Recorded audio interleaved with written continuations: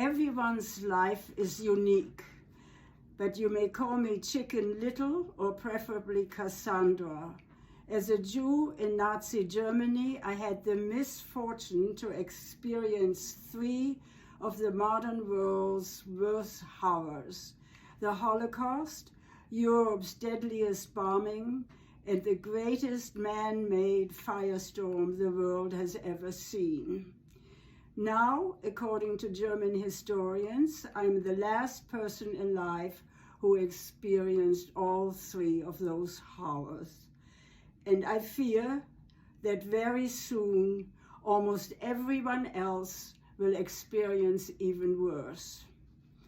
Since World War II, prodded by PTSD, I have tried my best to understand mankind's unceasing addiction to killing, maiming, and oppression of one another.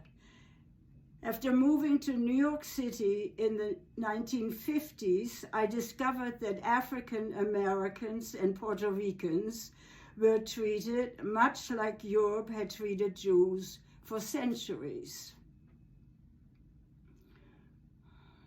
In time, I learned that the Nazis had based their racial laws on Americas.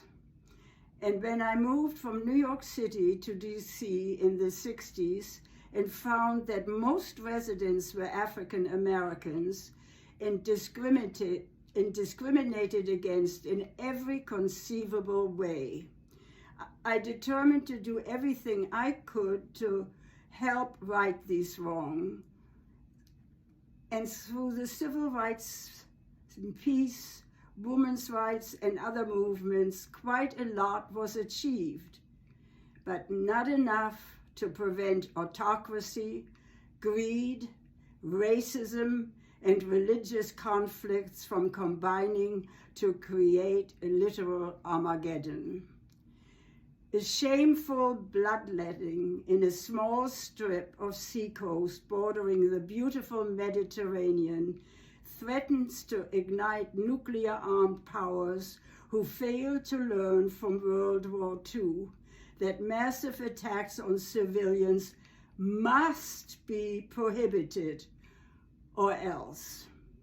It took quite a while, but the losers of World War II eventually faced and learned from their misdeeds. But the winners concluded that the killing of women and children was okay if it helped to achieve glorious victory. They didn't squeeze the trigger to interrupt the extermination of Jews in Romani, but they insisted afterwards that saving lives had been their main motivation for killing millions of non-combatants. In the summer of 1943, my mother and I were bombed out at Ground Zero, denied shelter because we were Jews, and forced into the streets for 10 days and nights of bombing that targeted civilian sections of Hamburg. The British and Americans called it Operation Gomorrah and said it was a righteous retaliation for the German Blitz. But according to a post-war study, the horrific killing of some 50,000 civilians, most of whom were women or children, actually helped the Nazi war effort by forcing men whose civilian jobs had been destroyed to find work in armaments factories.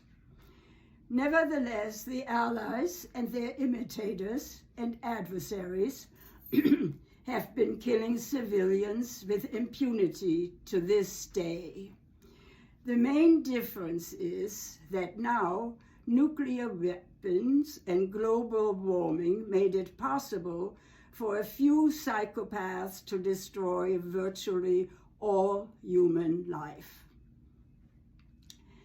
If we fail to learn how to live together peacefully and constructively, My father became my guide and an example for many others. He was neither a Belgian nor a Jew, but he stuck by his Jewish family and was imprisoned by the Nazis for helping Belgian Jews to escape arrest and death.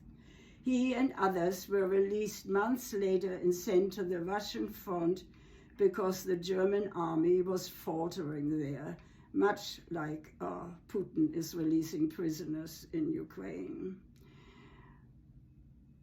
But as I learned long after his death, he refused to shoot his weapons because he saw through binoculars how young the Russian soldiers were. He told his comrades, "I refuse to kill children."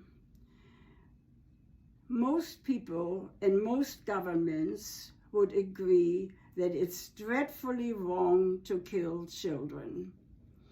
But for countless centuries, we have found excuses to do so anyway. The failure alone is capable of bringing about the death of society. Add to this the proliferation of nuclear weapons in the hands of despots, plus the threats posed by global warming, and it appears almost certain that the prospect of a livable peace on Earth will soon vanish. International laws against injuring, oppressing, or taking human lives must become an enforceable reality. We have the brain power to achieve that and to stop destroying the world and start providing equitable and efficient ways to share the Earth's resources and responsibilities. It will not be easy, but neither was my genteel father saving the Belgian Jews and his own Jewish family, nor his refusal to shoot Russian children.